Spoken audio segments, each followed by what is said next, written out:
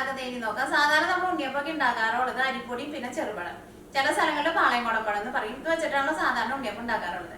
പക്ഷെ ഇന്ന് നമ്മളോട് ഉണ്ടാക്കാൻ വേണ്ടിയിട്ട് പോണ ഉണ്ണിയപ്പം ഓട്സും പിന്നെ റോബസ്റ്റോളും. റോബസ്റ്റോളൊക്കെ ആകുമ്പോൾ ഇപ്പൊ നമ്മൾ ഇന്ത്യക്ക് പുറത്ത് പോയാൽ എല്ലാവർക്കും വാങ്ങാൻ വേണ്ടിയിട്ട് കിട്ടുമല്ലോ. അപ്പൊ ഇതത് വെച്ചിട്ട് ഉണ്ണിയപ്പം ഉണ്ടാക്കിയിട്ടെടുക്കുക. ഈ ഉണ്ണിയപ്പത്തിന്റെ ഉള്ളിൽ നല്ല സോഫ്റ്റ് ആയിട്ടിരിക്കും. കഴിക്കാനാണെന്നുണ്ടെങ്കിൽ നല്ല ടേസ്റ്റ് ഉണ്ട്. റെഡി ആക്കിയിട്ട് എടുക്കാനാണെന്നുണ്ടെങ്കിൽ നല്ല എളുപ്പമാണ്. ഇതിന്റെ ബാറ്ററി നമുക്ക് കുറെ നേരം റെസ്റ്റ് ചെയ്യാൻ വെക്കേണ്ട ആവശ്യമില്ല. ഉണ്ണിയപ്പം കഴിക്കണമെന്ന് തോന്നുമ്പോൾ പെട്ടെന്ന് തന്നെ ഉണ്ണിയപ്പം റെഡി ആക്കിയിട്ട് എടുക്കാൻ വേണ്ടിയിട്ട് പറ്റും. ഇനിയിപ്പോൾ ഉണ്ണിയപ്പത്തിന്റെ പാൻ ഇല്ലാന്ന് വെച്ചിട്ടുണ്ടെങ്കിൽ സാധാരണ പാനിൽ ഓയിൽ ഒഴിച്ചിട്ട് അതിലേക്ക് നമുക്ക് ബാറ്ററി സ്പൂൺ കൊണ്ട് കോരി ഒഴിച്ചിട്ടും ഈ ഉണ്ണിയപ്പം റെഡി ആക്കിയിട്ട് എടുക്കാൻ വേണ്ടിയിട്ട് പറ്റും. പക്ഷെ ആ ഉണ്ണിയപ്പത്തിന്റെ ആ ശരിക്കുള്ള ഷേപ്പ് കിട്ടില്ല എന്ന് മാത്രം. അപ്പൊ നമുക്ക് നോക്കാം ഇതേനെ റെഡിയാക്കാൻ. ഇനി ഇത് റെഡിയാക്കാൻ വേണ്ട സാധനങ്ങൾ എന്തൊക്കെയാന്ന് നോക്കാം. ഞാനിവിടെ ഓട്സ് പൊടിച്ചെടുത്തിട്ടുണ്ട്.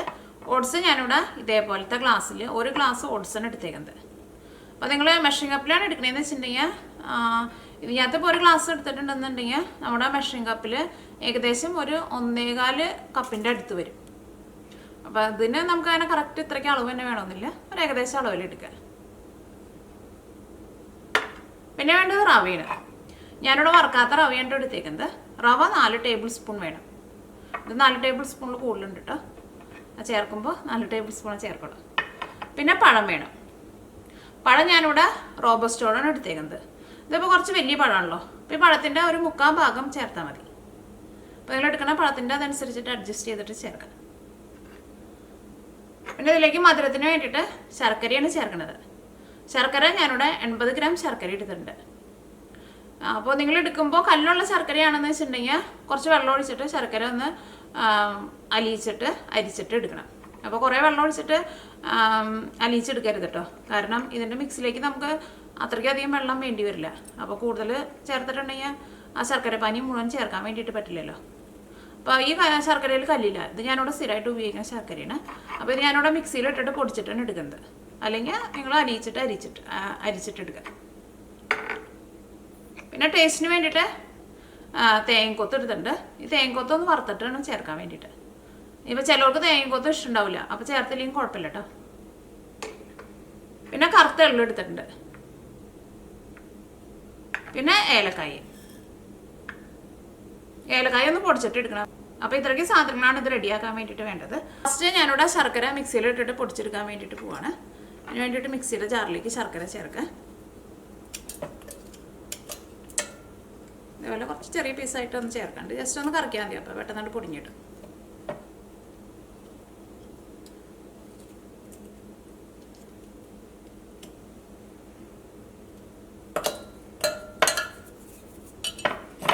അപ്പോൾ ശർക്കര ഒന്ന് പൊടിച്ചെടുക്കാം.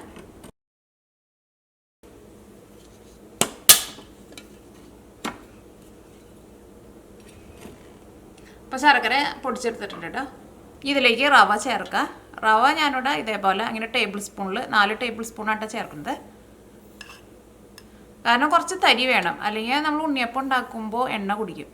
അപ്പം എണ്ണ കുടിക്കാണ്ടിരിക്കാൻ വേണ്ടിയിട്ടാണ് ഇങ്ങനെ റവ ചേർക്കുന്നത്.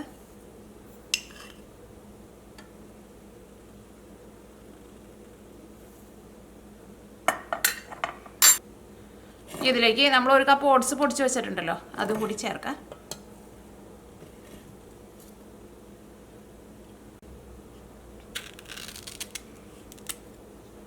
ഈ പഴത്തിൻ്റെ 3/4 ഭാഗം ചേർക്കട്ടെ.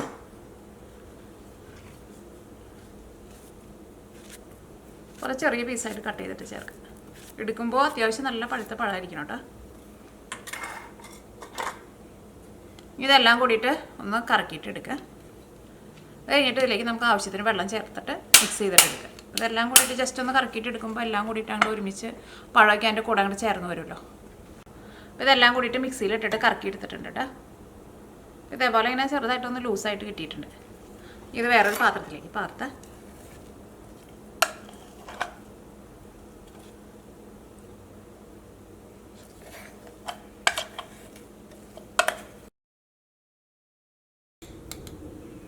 ഇതിലേക്ക് ഏലക്കായ ചേർക്കുക. ഏലക്കായ ഞാനിതിലേക്ക് 1 ടീസ്പൂണായിട്ട് ചേർക്കുന്നത്, അല്ലെങ്കിൽ നിങ്ങളുടെ ടേസ്റ്റിനനുസരിച്ചിട്ട് ചേർത്ത് കൊടുക്കുക.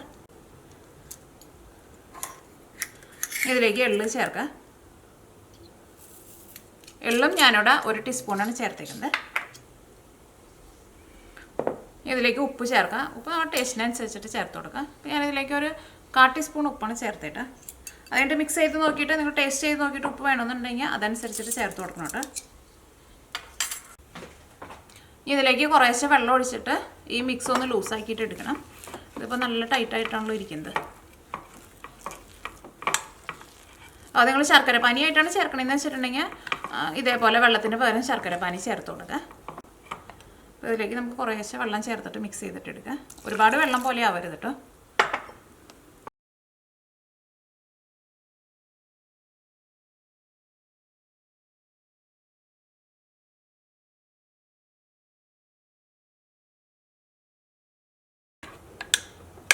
ഇങ്ങനെ കോരി ഒഴിക്കാനുള്ള പരുവത്തിൽ വേണം മിക്സ് ചെയ്തിട്ട് എടുക്കാൻ വേണ്ടിയിട്ട്.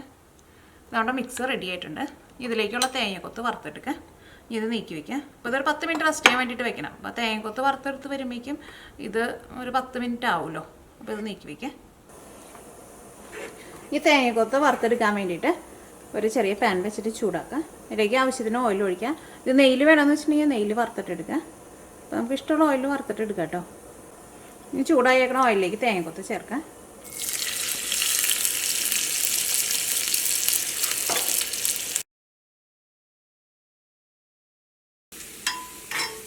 അപ്പോൾ തേങ്ങക്കൊത്ത് മുരിഞ്ഞ് നല്ലൊരു ഗോൾഡൻ കളറായിട്ടുണ്ട്.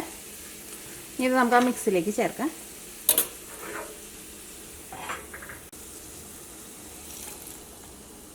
അപ്പോൾ ഇതിനകത്ത് കുറച്ച് ഓയിൽ ഞാനെടുത്ത് മാറ്റിയിട്ടുണ്ടായിരുന്നു. അതിനകത്ത് കുറച്ചുകൂടി ഓയിലുണ്ടായിരുന്നു. ആ ഓയിലും ഈ തേങ്ങക്കൊത്തും കൂടിയിട്ടുണ്ട് ഞാൻ ഇതിലേക്ക് ചേർത്തത്. അപ്പോൾ നിങ്ങൾ നെയ്യിലാണ് വറുത്തെടുക്കണതെന്ന് വെച്ചിട്ടുണ്ടെങ്കിൽ ആ നെയ്യും കൂടിയിട്ട് ഇതിലേക്ക് ചേർത്തോട്ടോ. അപ്പോൾ ഓയിൽ കുറച്ച് കൂടുതലുണ്ടായിരുന്നു. അപ്പോൾ ഞാൻ കുറച്ച് ഓയിൽ മാറ്റി പിന്നെ കുറച്ച് ഓയിലും തേങ്ങക്കൊത്തും കൂടിയിട്ടാണ് ഇതിലേക്ക് ചേർത്തത്. അതിപ്പോൾ തേങ്ങക്കൊത്ത് തന്നെ ചേർത്താലും കുഴപ്പമില്ല. അപ്പോൾ നമ്മുടെ ഉണ്ണിയപ്പം ഉണ്ടാക്കാനുള്ള മിക്സ് റെഡി ആയിട്ടുണ്ട്. ഉണ്ണിയപ്പത്തിൻ്റെ മിക്സ് ഇതേപോലെ ഇരിക്കണം കേട്ടോ. കുറച്ചിങ്ങനെ ലൂസായിട്ടിരിക്കണം. ഇതേപോലെ നമുക്കിങ്ങനെ ഒഴിക്കാൻ വേണ്ടിയിട്ട് പറ്റണം. അപ്പോൾ വെള്ളം അങ്ങനെ കുറഞ്ഞു പോയിട്ടുണ്ടെങ്കിൽ നിങ്ങൾ അതനുസരിച്ചിട്ട് വെള്ളം ചേർത്ത് കൊടുക്കണം. ഇനി ഇത് റെഡിയാക്കാൻ വേണ്ടിയിട്ട് ഉണ്ണിയപ്പത്തിൻ്റെ ചട്ടി വെച്ചിട്ട് ചൂടാക്കാം. അപ്പോൾ ഇതിലേക്ക് ആവശ്യത്തിന് ഓയിൽ ഒഴിക്കുക.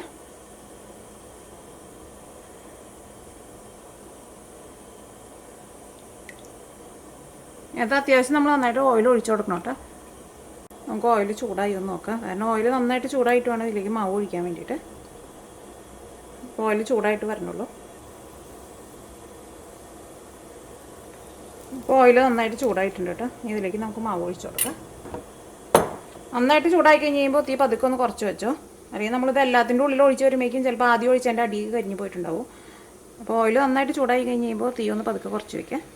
ഒരുപാട് കുറച്ച് വയ്ക്കേണ്ട, അത്യാവശ്യം നല്ല ചൂട് വേണം. ഇനി ചിലപ്പോൾ ഇതിൻ്റെ ഉള്ളിൽ നമുക്ക് ശരിക്കാണ്ട് മുരിഞ്ഞിട്ടില്ല.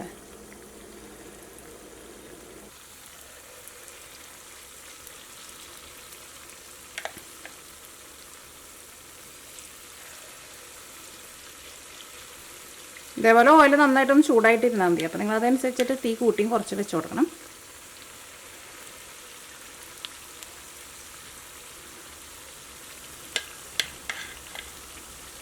പിന്നെ മാവ് അങ്ങനെ ഇങ്ങനെ ഒഴിക്കുന്ന സമയത്ത് ഇപ്പോൾ നിങ്ങൾക്ക് തോന്നാണ് മാവ് കുറച്ച് തിക്കായിട്ട് ഇരിക്കുന്നുണ്ടെന്ന് വെച്ചിട്ടുണ്ടെങ്കിൽ അതനുസരിച്ചിട്ട് നിങ്ങൾ ഓയിൽ ചേർത്ത് കൊടുക്കണം. അല്ലെങ്കിൽ എന്താ ഉണ്ടാവുമെന്ന് വെച്ചിട്ടുണ്ടെങ്കിൽ ഇതിൻ്റെ മുകളിലേക്ക് നിറച്ചിങ്ങനെ നിറച്ചിങ്ങനെ വിള്ളൽ പോലെ ഇങ്ങനെ വീഴും, നിറച്ചിങ്ങനെ ക്രാക്ക് വീഴും.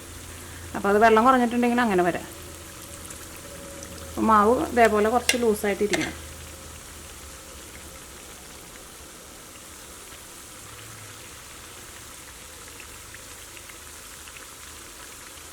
പിന്നെ ഉണ്ണിയപ്പം ഇതേപോലെ ഓയിലിൽ ഇങ്ങനെ മുങ്ങി കിടക്കുകയും വേണം. എന്നാൽ മാത്രമേ ഇതിൻ്റെ മുകൾ ഭാഗവും നമുക്ക് ശരിക്കും റെഡി ആയിട്ട് കിട്ടുള്ളൂ. ഇത് ഒരു സൈഡ് അടിഭാഗം ഇങ്ങനെ റെഡി ആയി കഴിഞ്ഞ് കഴിയുമ്പോൾ ഇത് മറ്റേ സൈഡ് ഇങ്ങനെ തിരിച്ചിട്ട് കൊടുക്കുക. ഇതേപോലെ ഇങ്ങനെ ഒരു കമ്പി വെച്ചിട്ട് ഇങ്ങനെ ചെയ്താൽ മതി. അത് മുരിഞ്ഞായിട്ട് മാത്രമാണ് തിരിച്ചിട്ടാൽ മതി കേട്ടോ. അല്ലെങ്കിൽ ചിലപ്പോൾ നമുക്ക് ഇതിൻ്റെ ശരിക്കുള്ള ഷേപ്പ് കിട്ടില്ല. തീ കൂട്ടി വയ്ക്കരുത്, പ്രത്യേകം ശ്രദ്ധിക്കുക. അല്ലെങ്കിൽ അതിൻ്റെ ഉൾഭാഗം നമുക്ക് വെന്ത് കിട്ടില്ല. പിന്നെ ഉണ്ണിയപ്പം കുറേ നേരം കിടന്നിട്ട് മുരിഞ്ഞ് ഭയങ്കര ഡാർക്ക് ബ്രൗൺ ആവാൻ വേണ്ടിയിട്ട് നിൽക്കരുത് കേട്ടോ. കാരണം എന്ത് സാധനം നമ്മൾ കുറേ നേരമായിട്ട് മുരിച്ചിട്ടുണ്ടെങ്കിൽ അതിൻ്റെ ഉള്ളിൽ ഇങ്ങനെ ഡ്രൈ ആയിട്ട് വരും. അപ്പോൾ ഉണ്ണിയപ്പം നന്നായിട്ട് ഇങ്ങനെ മുരിഞ്ഞ് വന്നിട്ടുണ്ട്. കണ്ട് നല്ലൊരു കളറായിട്ടില്ലേ. ഇത് ഓയിലിൽ നിന്നെടുത്ത് മാറ്റാം.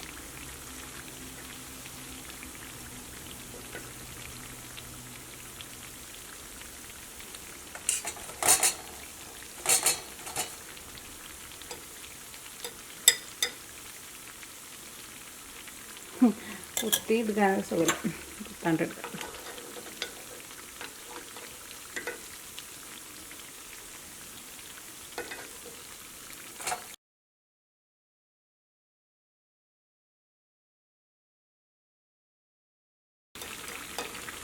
അപ്പോൾ ഞാൻ പറഞ്ഞത് നിങ്ങൾ പ്രത്യേകം ശ്രദ്ധിക്കുക. കാരണം ബാറ്ററി ഒരുപാട് തിക്കായിട്ടിരിക്കരുത്. ഒരുപാട് തിക്കായിരുന്നിട്ടുണ്ടെങ്കിൽ ഇതിൻ്റെ മുകളിലൊക്കെ ഇങ്ങനെ ക്രാക്ക് വീഴും.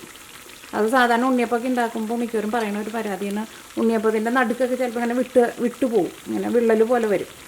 അത് ഈ മാവിൽ വെള്ളം കുറഞ്ഞിട്ട് അങ്ങനെ വരുന്നത്.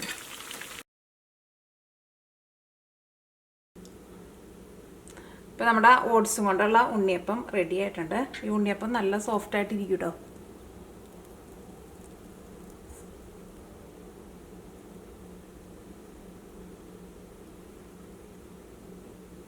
അപ്പോൾ നിങ്ങളെല്ലാവരും ട്രൈ ചെയ്ത് നോക്കുക. ഇത് റെഡിയാക്കിയിട്ട് എടുക്കാനാണെന്നുണ്ടെങ്കിൽ നല്ല എളുപ്പമുണ്ട്, കഴിക്കാനാണെന്നുണ്ടെങ്കിൽ ശരിക്കും നല്ല ടേസ്റ്റാണ്.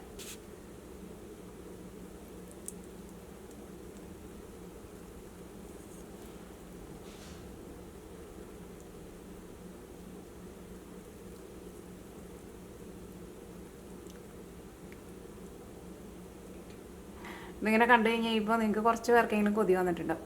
അപ്പോൾ വേഗം തന്നെ ട്രൈ ചെയ്ത് നോക്കാം. നിങ്ങൾക്ക് എല്ലാവർക്കും നല്ല ഇഷ്ടമാവും.